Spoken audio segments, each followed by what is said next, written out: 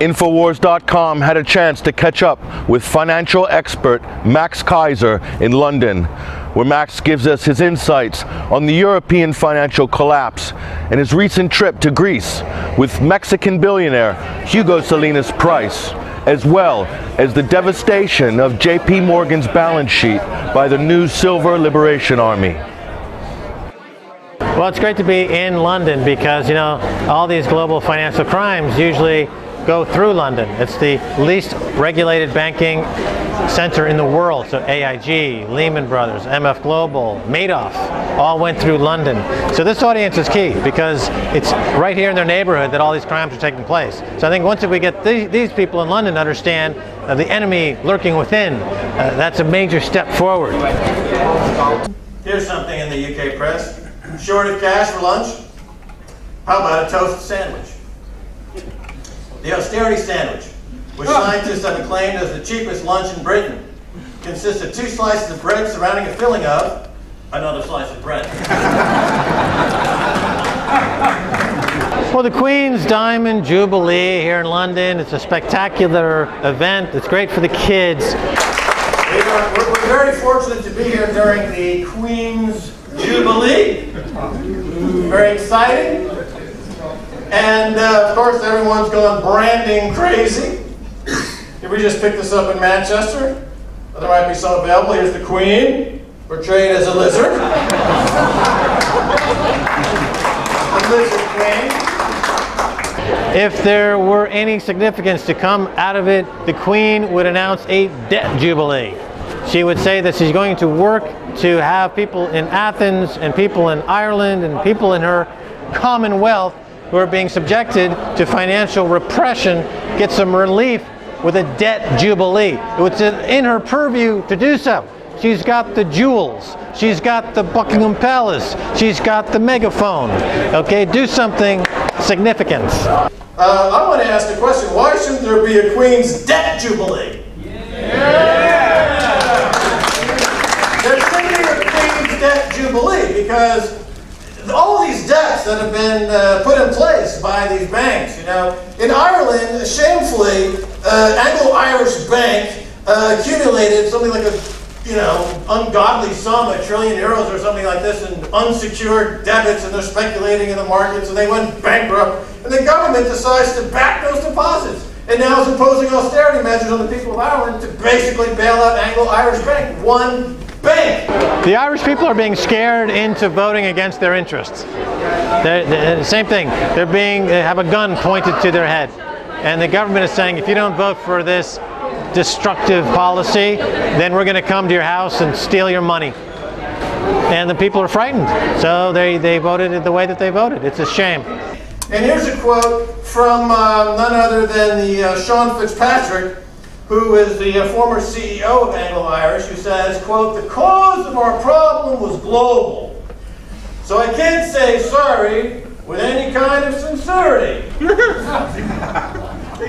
I suggest you cut the sacred cows of Irish society, children, the elderly, and healthcare." After he made that statement, the government made good on a £1 billion unsecured debt. What about the word unsecured? Don't you understand? It's unsecured. The person who made that debt knew when they signed off on that debt that there was a probability that they wouldn't be getting paid back. So why is the government making good on an unsecured debt? It's unconscionable. It's unreasonable. It's antisocial. It's absurd. And, Iceland's faced with a similar situation of not being able to pay these debts, essentially declared a debt jubilee, and when asked, the president said, "Look, we don't have any money, but we'll be happy to pay you back in fish." So it got me thinking, the people of Ireland should make this Anglo-Irish debt good, paying back in butter. $1 billion or €1 billion full of butter.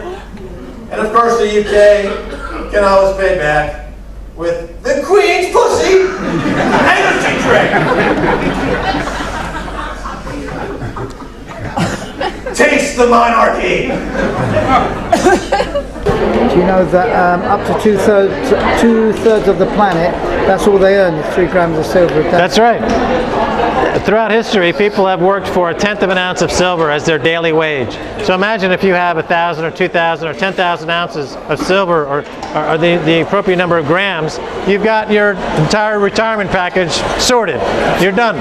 So you're ready to retire? Absolutely. Congratulations. All right, super. On the engagement. Thank you. Thank you so much. That's the enthusiasm that we're hearing around the world. The Silver Liberation Army. You know, first talked about on Alex Jones Show in November of last year, silver was at 25. It quickly ran up to 50, pulled back to the high 20s, still way, way above where we first talked about it, and heading toward $500 an ounce is the way I see the silver trading as the banks continue to collapse, as paper currencies continue to collapse. We are actually winning against Jamie Dimon because, ladies and gentlemen, back when they took over Bear Stearns, they inherited a 3 billion ounce silver short position, a naked silver short position. They sold billions of ounces of silver that don't even exist. And over the course of the last couple of years, they've been trying to trade their way out of this position, but it has exposed their balance sheet to their trillions and trillions of dollars of derivatives, of their phony derivatives, their phony accounting, and as we know, last week they just announced a just disclosed $2 billion loss. Jamie Dimon didn't see it coming. Oh my God! It must be an oversight issue. It's an egregious mistake. No, it's a predictable mistake. There are going to be more of these mistakes. Their balance sheet is woefully vulnerable. Hedge funds around the world are now attacking Jamie Dimon and JP Morgan the way they attacked Greece, the way they attacked Ireland, the way they're attacking Spain. So the hedge funds are now attacking one of their own. This $140 billion company market capitalization. It will go the way of Enron. It will go the way of WorldCom. It will go the way of Lehman Brothers and Bear Stearns. It's going to the big fat goose egg on that stock price of 0. And why is this important? It's important because these guys, these terrorists, these schmatas down there on Wall Street for the last 10 years, 15 years, 20 years have been effectively stealing our money. Are you going to Greece with Hugo Salinas Price to reintroduce the 3-gram drachma? Yes. Silver drachma. Yes, this man is brought this for me. It's a kilo of silver. This means that Jamie Dimon, JP Morgan's balance sheet just got destroyed by 10 times, 100 times this amount. And the answer is yes. Cash money for silver. Well, the new party, Syriza, is, we've talked to them, we're in the process of communicating with them because Hugo Salinas Price, who is on my show, he's a billionaire, lives in Mexico. He's been pushing for a silver reserve standard in Mexico. He wants to bring this message to Greece, and we're going to fly down on his jet, hopefully next week or so, speak with this new political party about this campaign to introduce a silver drachma into the Greek economy as a way to solve their problems and a way to get rid of the scourge of banking predators. That is really at the nexus of why that country is suffering.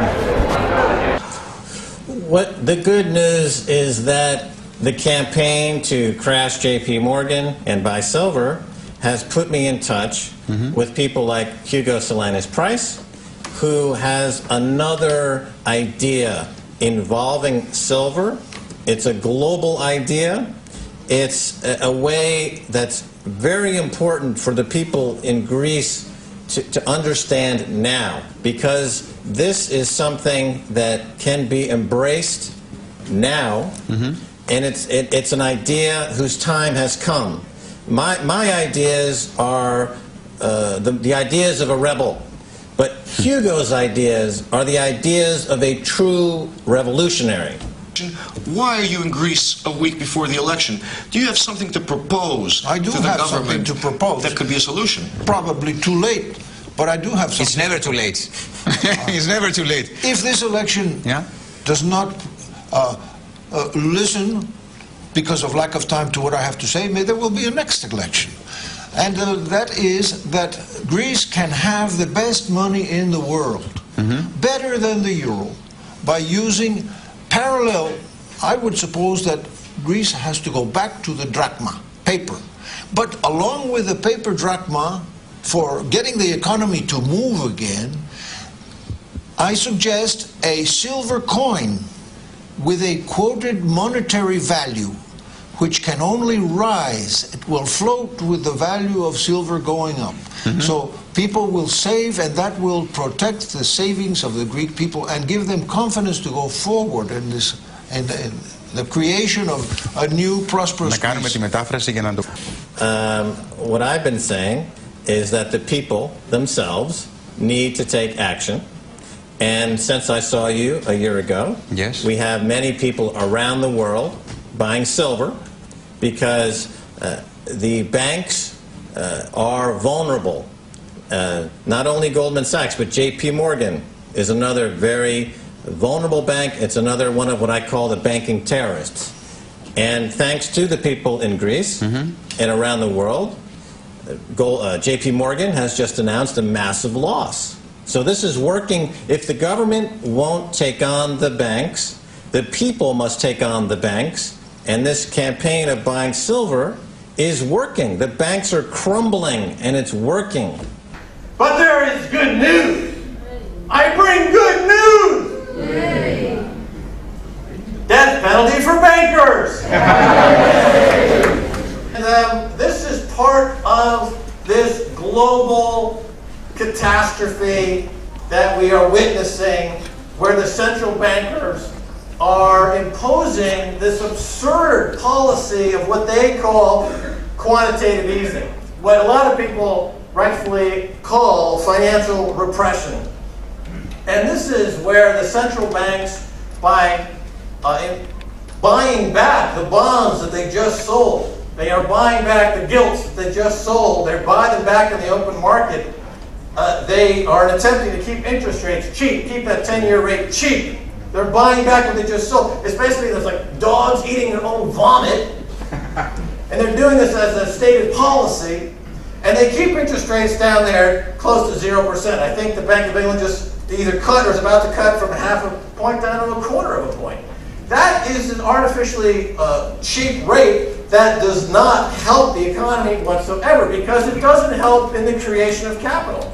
People want capital is attracted to higher interest rates. Savings are attracted to higher interest rates. That's where capital goes. And you can't have capitalism without capital, and you can't have capital without savings, and you can't have savings without a reasonably high rate to attract savings. Their entire ideology, their entire economic outlook is flawed, and it's an ideology that comes from the collusion of the city and the Bank of England and this government to oppress you all and me financially. And it's erupting in places like Athens and Dublin and Cairo and Tunis in this global insurrection against this banker occupation.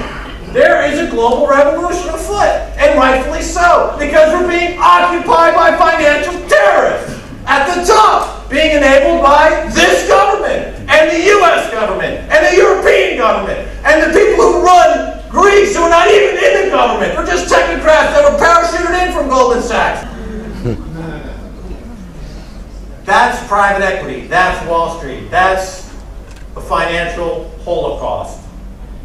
These people are no better than the people of the last holocaust. Yes. The fact that they're not being brought up in front of a financial war tribunal for financial holocaust crimes against humanity is a shame.